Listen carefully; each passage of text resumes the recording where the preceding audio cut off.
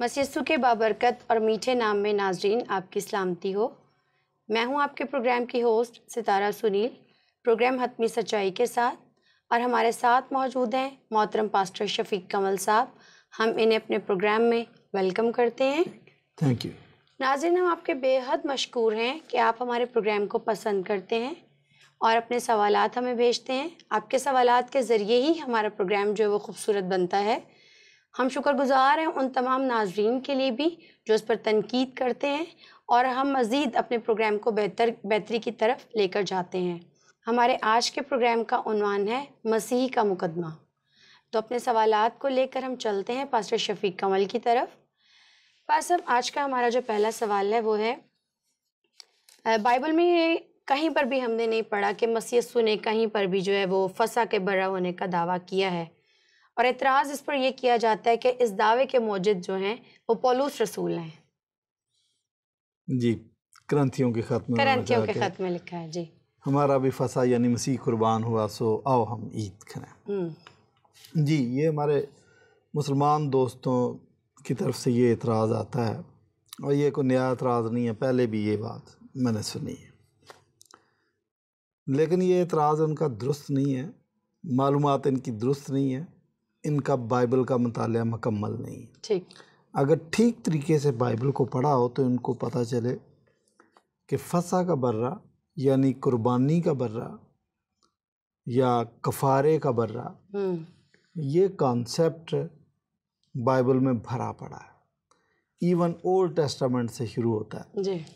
यशायाह 53 बाब अगर आप पढ़ें तो आपको पता चलेगा कि वहाँ पर भी मसीह यीशु को कि उसने हमारी मशक्क़तें अपने ऊपर उठा ली, वो हमारी खातिर कुर्बान हुआ। पूरा कॉन्सेप्ट 53 बाब में मौजूद है। इतना ज़बरदस्त कॉन्सेप्ट फसा के बर्रे का या कुर्बानी के बर्रे का मौजूद है कि यहूदी जो मसीह यीशु की क्रूसीफिक्शन के ख़िलाफ़ हैं, वो जब यशायाह की किताब पढ़ते हैं तो यशायाह 52 बाब पढ़ते हैं और उसके बाद 54 शुरू कर देते हैं, 53 पढ़ते नहीं, 53 स्किप कर देते हैं। क्यों पास्टर, इसकी खास वजह? जी, खास वजह यही है ना कि मसीह के कफ़ारे को नहीं मानना। तो आज उनको पता है कि क्रिश्चियन दुनिया तो मान रही है, हाँ, उनका तो बेसिक फेथ है ये। ठीक है, पौलुस ने बड़ा एलेबोरेट करके चीज़ों को बयान किया। हम उसके शुक्रगुजार हैं कि जो एक नासमझ इंसान या नादान शख्स है उसको भी पौलुस की बातें आसानी से समझ आ जाती हैं। अदरवाइज़ मैंने आपको बताया कि मसीह यीशु ने भी कहा कि मैं फसा का बर्रा हूँ, मैं कुर्बानी के लिए आया हूँ, मेरा मकसद ये है कि मैं सलीब पे चढ़ाया जाऊँगा। यूहन्ना की इंजील 12वें बाब में गालबन 36वीं आयत है कि ज़रूर है कि इब्ने आदम ऊँचे पर चढ़ाया जाएगा, और जब तक मैं ऊँचे पर ना चढ़ाया जाऊँगा तो मैं आपको ऊपर नहीं खींच सकता। तो इसका तसव्वुर ही है कि मसीह यीशु अपनी सलीबी मौत की तरफ इशारा कर रहे थे, और यही बर्रे की निशानी है। ठीक है, मसीह यीशु ने कहा, मसीह यीशु से पहले मैंने कहा ओल्ड टेस्टामेंट में मौजूद है। यूहन्ना ने अपनी मिनिस्ट्री का आगाज़ किया तो उसने मसीह को देखकर कहा कि देखो ये खुदा का बर्रा है जो इस जहान के गुनाह उठा ले जाता है। आप कैसे कह सकते हैं कि जी ये कॉन्सेप्ट मौजूद नहीं है? चलो, यूहन्ना की बात शायद आपको बुरी लगे। मसीह यीशु ने कहा कि इब्ने आदम इसलिए नहीं आया कि लोगों की जान ले, बल्कि इसलिए आया कि अपनी जान फिदिये के तौर पर बेहतरों के बदले उंडेल दे, और उसने ऐसा किया भी। तो मसीह यीशु ने हैकल की तरफ इशारा करके कहा था कि इस मकदस को गिरा दो, मैं 3 दिन में खड़ा कर सकता हूँ। व्हाट ही वाज सेइंग, वो यही कह रहा था कि मैं कुर्बानी का बर्रा हूँ, मैं सलीब पर कुर्बान होने जा रहा हूँ। आप कैसे कह सकते हैं कि उसने ये बात की नहीं है? हाँ, अगर आपको रम्ज़ समझ नहीं आती तो फिर आपका मसला है, हमारा मसला। हमने चूँकि बैकग्राउंड के तौर पर ओल्ड टेस्टामेंट पूरा पढ़ा हुआ, हाँ, तो हमें मसीह यीशु के रमज़िया अल्फाज, रमज़िया फ़िक्रे फ़ौरन समझ आ जाते हैं। अच्छा, फिर मसीह यीशु ने कहा कि इस ज़माने के बुरे और ज़नाकार लोग मुझसे निशान तलब करते हैं, इन्हें यूना नबी के अलावा कोई निशान नहीं दिया जाएगा। जिस तरह यूना नबी 3 दिन 3 रात कब्र के अंदर रहा, इब्ने आदम भी इसी तरह, हाँ, मछली के पेट में रहा, इसी तरह इब्ने आदम 3 दिन और 3 रात कब्र के अंदर रहेगा। तो यही कॉन्सेप्ट बता रहे थे। चले, इनको भी छोड़ें। ये आपने मसीह के मुकदमे का जो हाल बयान किया है ये आपने किसी स्कॉलर, लिबरल स्कॉलर की या एथियस्ट स्कॉलर की किताब पढ़ ली, जो नहीं मानते हैं। जी जी वो पढ़ ली है। अब चूँकि आप मुसलमान हैं, ये एतराज़ कर रहे हैं, एथियस्ट मेरे सामने होता तो मैं उसके दिमाग, उसकी ज़हनियत के मुताबिक उसको जवाब देता। आप चूँकि मुसलमान हैं, आपने गौर भी नहीं किया कि आप पढ़ क्या रहे हैं, सही। तो आपको भी जवाब देना ज़रूरी बनता है कि आप उस किताब को छोड़ें। पास ओवर प्लॉट किताब का नाम है, जिससे सारा ये सवालात उठाए गए हैं। अच्छा, अब वैसे आपने तो किताब का नाम भी जी बता जी दिया। जी जी मुस्लिम हदीस मुस्लिम जिल्द नंबर 1, उसमें एक हदीस है और बड़ी मौजू हदीस है वो, इस सवाल के लिहाज से। जी जी जी अच्छा जी। अच्छा। लिखा है कि रोज़े क़यामत हर एक गुनाहगार मुसलमान की खातर एक क्रिश्चियन या एक यहूदी फ़िदिये के तौर पर दोज़ख में डाला जाएगा, फिर वो गुनाहगार मुस्लिम जन्नत में जाएगा। तो भाई मैं इनको जवाब दिया करता हूँ कि वो क्रिश्चियन और यहूदी दो अलग अलग शख्सियात नहीं। अच्छा। वो एक ही शख्स था और वो मसीह यसू की ज़ात है, जिसने फ़िदिये के तौर पर बनी नौ इंसान के लिए अपनी जान दे दी, ना सिर्फ मुसलमानों के लिए बल्कि पूरे जहान के लिए उसने अपनी जान दे दी। और जो आप कह रहे हैं कि वो एक क्रिश्चियन या यहूदी, मसीह यसू बुनियादी तौर पर यहूदी था और क्रिश्चियनिटी का उसने संगे बुनियाद रखा था। अब आपने सिर्फ मसीह यसू के कफ़ारे पर ईमान लाना, जो आप इनकार कर रहे हैं कि वो फसा का बर्रा नहीं, वो तो पौलुस का कॉन्सेप्ट है, ये मसीह यसू का दिया हुआ कॉन्सेप्ट है, ये डिवाइन कॉन्सेप्ट है और ये इलाही मंसूबा अज़ल से तैयार किया गया। फिर और सुने, सूरा अल-सफ़ात के अंदर उस जो हज़रत इब्राहीम अपने बेटे की कुर्बानी करना चाहते थे, वहाँ नाम तो नहीं है, लेकिन जो भी बेटा, चलो हम तो मानते हैं कि वो इसहाक को मानते हैं। अच्छा, तो वहाँ लिखा कि ज़बीहे के तौर पर फ़िदिया अज़ीम, एक अज़ीम फ़िदिया दिया, या ज़बीहा अज़ीम फ़िदिये के तौर पर दे दिया वहाँ पर।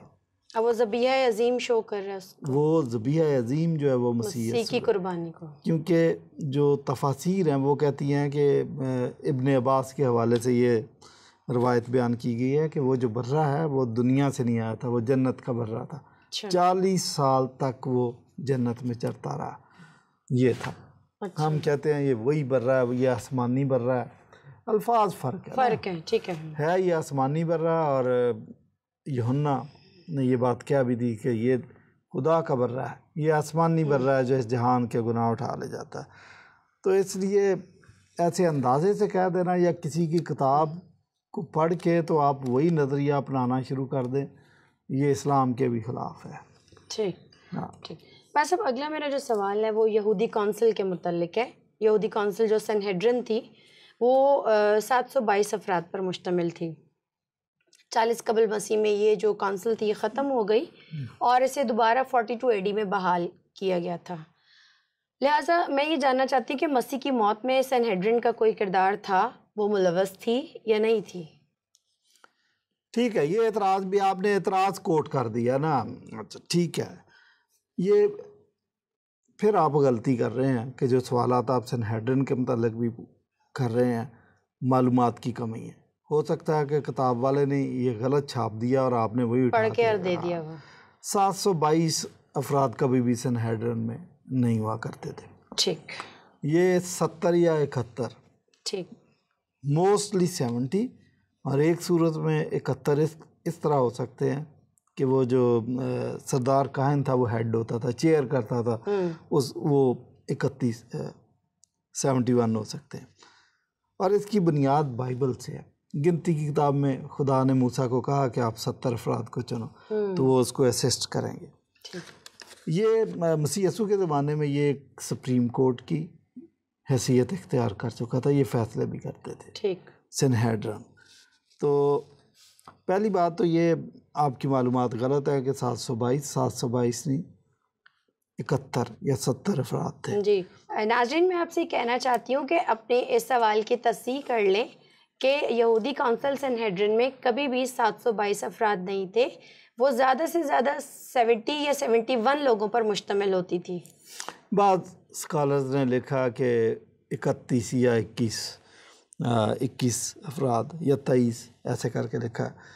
तो वो भी स्कॉलर आपस में मुतफिक नहीं, वो कहते हो सकता 3 काउंसिल थी। अच्छा। तो वो मुलाजला के फिर 70 के करीब पहुंच जाते थे। बहरहाल 70 होते थे। अच्छा, फिर सनहेड्रिन जो है ये सरगर्म थी। अगर आप बाइबल पढ़े तो आपको पता चलता है कि ये सरगर्म थी। ये जो कहते हैं कि 40 काफ़मी में ख़त्म कर दिया और 42 में दोबारा शुरू में दोबारा बहाल हुई थी, ये तारीखी तौर पर गलत स्टेटमेंट है। अच्छा, ये भी गलत है, गलत स्टेटमेंट है। सनहेड्रिन हमें अनाजील में, इमाल की किताब में, बाइबल में सरगर्म नज़र आती है। मसीह का मुकदमा सनहेड्रिन के सामने पेश किया गया। पतरस और यूहन्ना को सनहेड्रिन के सामने पेश किया गया और पौलुस रसूल को सनहेड्रिन के सामने पेश किया गया। स्टिफनस को संसार करने वाली सनहेड्रिन थी। आप कैसे कह रहे हैं कि ये एक्टिव नहीं थी?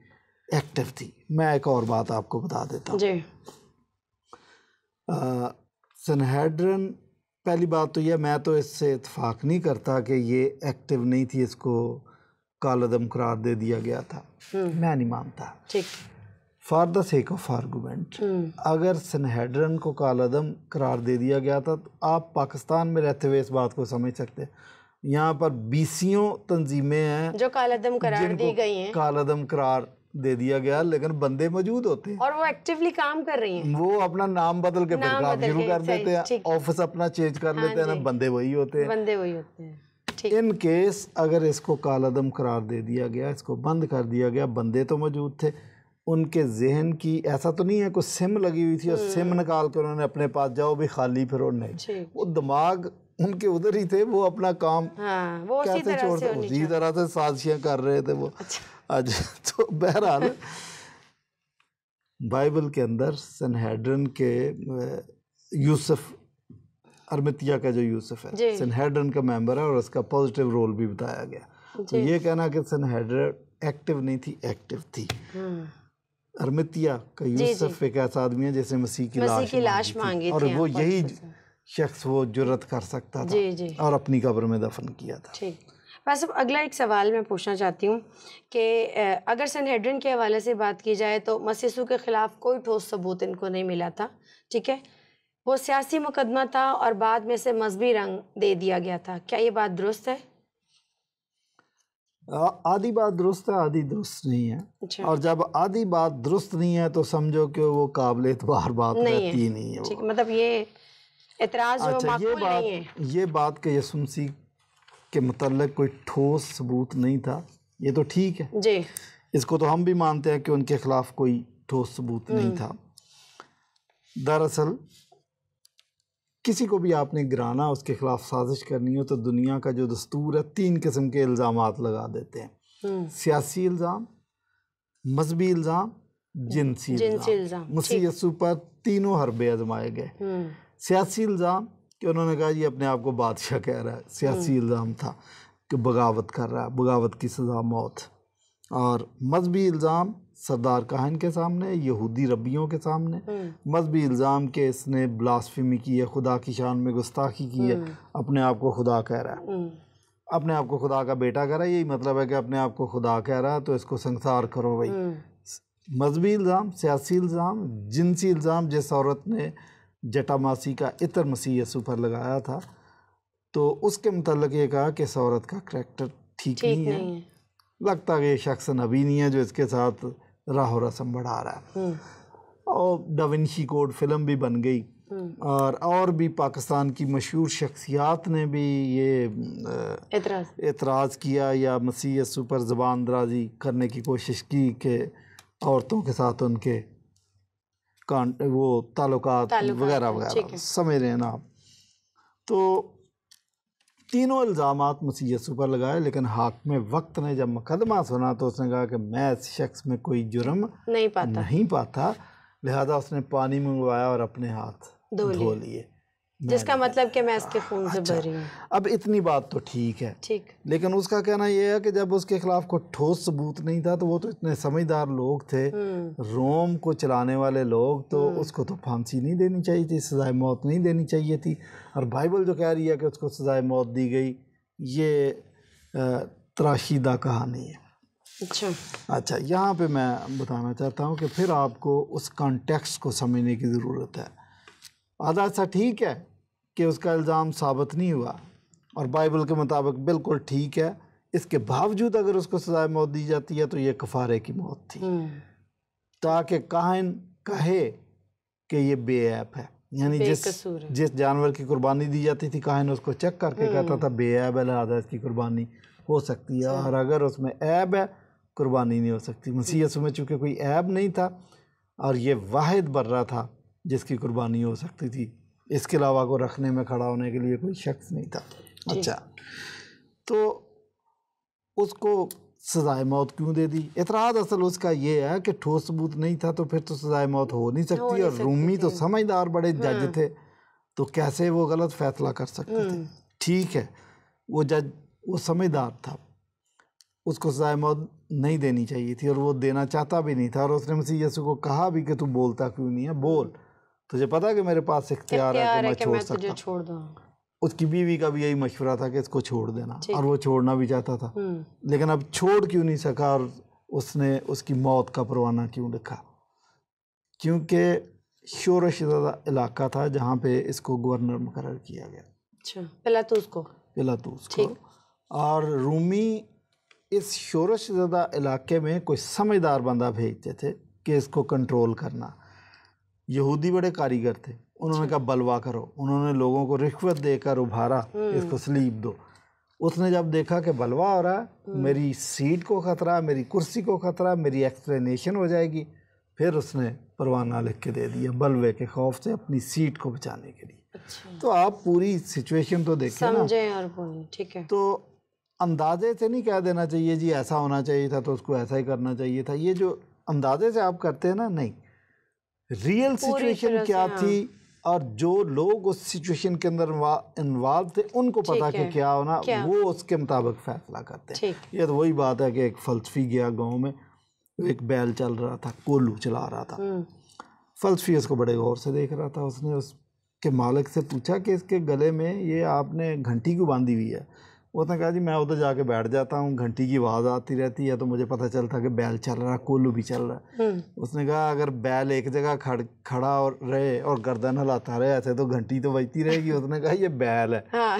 ये फलसफी नहीं है। तो ये भी एतराज़ करने वाले को समझना चाहिए कि ये सिचुएशन आपके ज़हन के मुताबिक नहीं है कि चूँकि जी मैं चाहता हूँ, मैं ऐसे सोच रहा हूँ ऐसा होगा, नहीं। बस अगले सवाल की तरफ बढ़ते हैं। अगर दुनियावी तौर पर भी देखा जाए तो जो अदालतें हैं वो तकरीबन दिन में अपना अपना काम करती हैं और बंद हो जाती हैं। अगला मेरा सवाल इसी से लिंक करता है, इस बात से शरअ के आलमों से ये तवक्का नहीं की जा सकती थी कि वो अपने कवानीन तोड़ें, उनकी धज्जियाँ बखेरें, उनको तहस नहस करें। मसीह पर सारी रात मुकदमा चलाया गया, ये बात समझ से बाहर है। आज तक पूरी दुनिया में अगर हम हिस्ट्री उठा कर देखें तो शायद कोई भी ऐसा शख्स नहीं जिसके लिए सारी रात अदालतें खुली रही होंगी। और एक अजीब सी बात लगती है पास साहब के वो शरअ के आलम सब जानते थे और उन्होंने इसको मतलब तोड़ा और रात भर उसके मुकदमेबाजी होती रही। देखें, बात आपकी ठीक है कि अदालतें रात को ही होती हैं, लेकिन नहीं रात को नहीं होती। ठीक है, यू आर राइट, लेकिन या तो कोई साजिश करनी हो या फिर कोई अर्जेंसी हो, ठीक तो फिर हो सकती है। अच्छा, ये सनहेड्रिन के कवानीन थे, ठीक, नो डाउट। सब्बत के दिन को मीटिंग नहीं हो सकती, ईद के दिन मीटिंग नहीं हो सकती, ठीक है। कोई ख़ास ईद फेस्टिवल है तो उसमें मुकदमा नहीं चलाया जा सकता, और रात को मुकदमा नहीं चलाया जा सकता, और खुसूसन कत्ल का मुकदमा तो आप रात को चला नहीं सकते। ये चीज़ें थी। अच्छा, और झूठी गवाही नहीं दे सकते, तो वो तो किसी कानून में भी झूठी गवाही की इजाज़त नहीं है। ठीक है। अच्छा, और जिस दिन आपने आज तो झूठे गवाहों की मैं यही बताने लगा हूँ ना कि जिस दिन आपने मुकदमा चलाया और फैसला सुनाया, सजाए मौत उसी दिन नहीं आप दे सकते, ये उनके कवानीन मौजूद थे। अच्छा, और फीस्ट वाले दिन तो मुकदमा आप चला नहीं सकते। फिर यहूदी और सनहेड्रिन के जो लोग थे वो कहते थे कि यहोवा हमारा बादशाह, इसके अलावा किसी को बादशाह नहीं तस्लीम करते थे। लेकिन मैं आपको बताऊं कि मसीह यसु के मुकदमे के अंदर उन्होंने अपने कवानीन की, अपने ही बनाए हुए दस्तूर की धज्जियाँ बखेर दी। अब आप कहेंगे कि ये कैसे हो गया? यही सवाल यही है कि भी उनसे तो आप तवक्को नहीं कर सकते। मैं आपको बताऊं जी, तवक्को कर सकते। मजहबी जो इंतहा पसंद लोग होते हैं उनसे आप किसी किस्म की तवक्को कर सकते हैं। जी हाँ, वो जो बहुत इंतहा पसंद एक्सट्रीमिस्ट हो जाते हैं। अच्छा, तो उन्होंने नफ़रत की वजह से, जेलसी की वजह से और इसी किस्म की और थियोलॉजिकल इख्तलाफ की वजह से मसीह यसू को सलीब चढ़ाना था। इसलिए वो रेजिस्टेंट थे कि हम इसको सलीब चढ़ाएं बाय हुक और क्रुक। ये नहीं वो कह रहे थे कि कानून के मुताबिक, बिल्कुल नो चढ़ाना है इसको, सलीब चढ़ाना किसी तरह से भी करके इसका। आप देखें कि हाकिम वक्त इस हक में नहीं था कि इसको सलीब दे, तो उन्होंने क्या नारा लगाया? उन्होंने कहा आप इसको सलीब दो, इसका खून हमारी और हमारी नस्ल की गर्दन पर। इसका मतलब किसी किस्म का भी रिस्क लेने के लिए तैयार थे, सलीब चढ़ाओ इसको। तो आप सिचुएशन को समझें। अच्छा, अगर आप उन पे बहुत ही ट्रस्ट कर रहे हैं कि यहूदी सनहेड्रिन के लोग बड़े ईमानदार थे, नफीस इंसान थे, आइडियल इंसान थे, तो ये इस्लामी तालीमात के भी खिलाफ है, ये समझते नहीं। अच्छा, हम तो मान रहे हैं कि यहूदियों ने साजिश की, लेकिन ये नहीं मान रहे। अच्छा, कुरान मजीद के अंदर एक वाक़या बताऊं। लिखा है कि यहूदियों को इसलिए बंदर बना दिया गया कि उन्होंने सब्बत तोड़ा था। अच्छा। सब्बत की खिलाफ वर्जी की थी। आपकी किताब, आपका कुरान मजीद ये कह रहा है कि वो सब्बत की खिलाफ वर्जी करते थे। अच्छा, इसलिए उनको बंदर बना दिया गया। अच्छा। तो आप कह रहे हैं कि नहीं, उनसे खिलाफ वर्जी की तवक्को ही नहीं है, शरा के आलम थे, वो नहीं कर सकते। अच्छा, बिल फर्ज के वाकई आप कन्विंस हैं कि यहूदी बहुत अच्छे लोग हैं, तो वो बड़े आलम हैं, वो बड़े कानून परस्त लोग हैं, कानून की बालादस्ती करने वाले लोग हैं, तो भाई आप कोशिश करके तो एम्बेसी तो खुलवा दें इधर उनकी। अच्छा, यहूदियों की अभी अगर आप उनकी इतनी तारीफ कर रहे हैं, फेवर में आप देखना आपके मुसलमान भाई आपकी पटाई कैसे कर, मुश्किल हो जाएगा जी। ठीक है।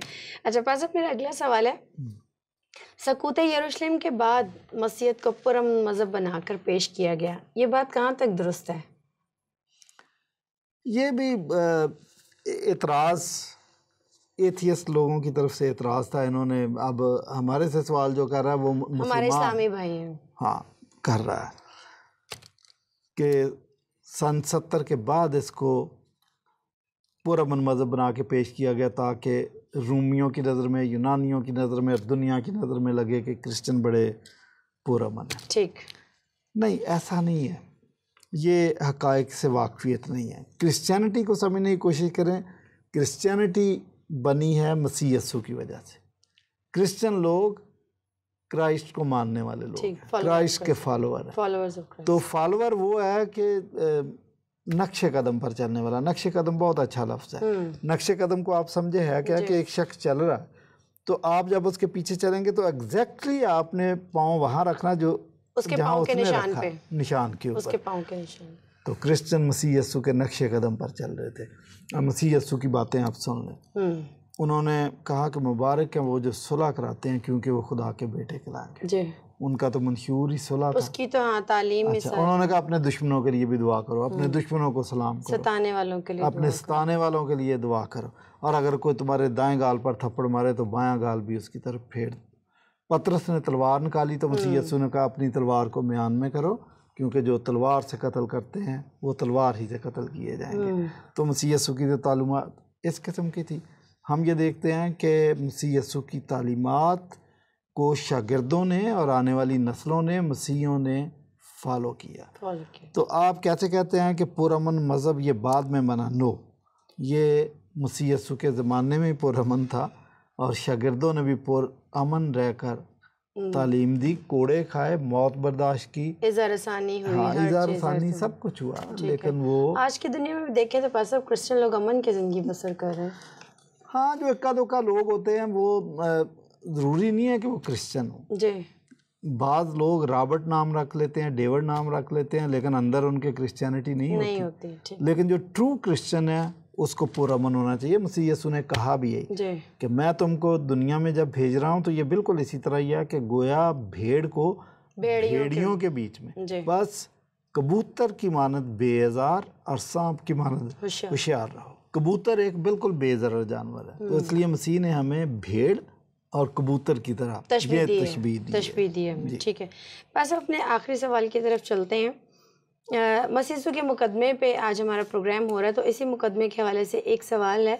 सरदार कायन ने जब मसीह यीशु का मुकदमा सरदार कायन के सामने पेश किया गया तो मसीह यीशु के एक ऐसे बयान पे जब सरदार कायन ने अपना लिबास फाड़ दिया, मुकद्दस लिबास फाड़ दिया, तो क्या, और सरदार कायन ने ये कहा कि उसने कुफर बका है। ये सरदार कायन की इंतहाई बदतरीन मंजर कशी है, तस्वीर कशी है कि उसने अपना मुकद्दस लिबास फाड़ दिया।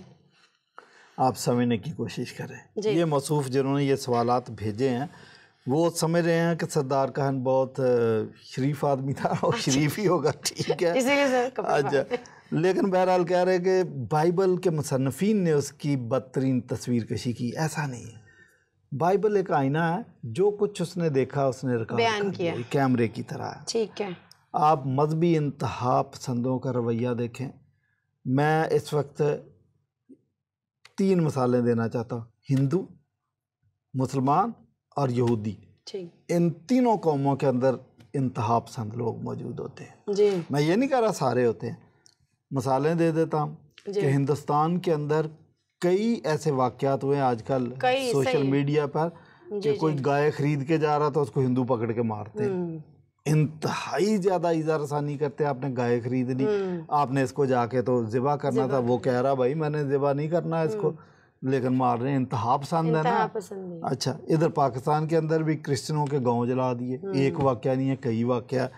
तो मैं क्या कहूँ कि ये उनकी बहुत बदतरीन तस्वीर कशी है। मुझे पता है कि जब इंतहा पसंद कोई चीज़ पकड़ लेते हैं, वो चीज़ झूठी भी हो तो वो दिमाग से नहीं सोचते, फिर वो दिल से सोचते हैं और इस किस्म के काम कर देते हैं। अभी हालिया वाक़या मिशाल खान को कत्ल किया जी। वहाँ पर यूनिवर्सिटी के स्टूडेंट थे, पढ़े लिखे लोग जिन्होंने उसको दिन दहाड़े कत्ल कर दिया। आप कहते हैं कि नहीं जी ये और कत्ल के बाद पास लाश की बेरुमती की उन्होंने। हाँ, बिल्कुल ऐसा ही है। ये इंतहा पसंदी की मिसाल है। बहुत शुक्रिया पास साहब आज के हमारे प्रोग्राम के लिए। आपने तमाम सवालों के बहुत ही इंतहाई दुरुस्ती से जवाब दिए। नाज़रीन, मुझे उम्मीद है आपको आज का हमारा प्रोग्राम पसंद आया होगा। और चलते चलते मैं सच्चाई बयान करना चाहूँगी। अंजीली बयानात दुरुस्त तारीख़ी वाक़यात का दुरुस्त रिकॉर्ड हैं और इसे किसी भी तरह से झुटलाया नहीं जा सकता है। मेरी आपसे इस्तदा है, सच बोलिए, सच सुनिए, सच खोजिए और सच सुनने की जुर्रत पैदा कीजिए। अगर आपके ज़हन में कोई सवाल है, कोई ऐसी उलझन है जो सुलझ नहीं रही है, तो आप ज़रूर हमसे इन नंबर्स पर रब्ता कर सकते हैं जो इस वक्त आप हमारी स्क्रीन पर देख रहे हैं। अगले प्रोग्राम तक के लिए मुझे और पास्टर शफीक कमल को इजाज़त दीजिए। मसीह यीशु का फजल आप पर कसरत से होता रहे।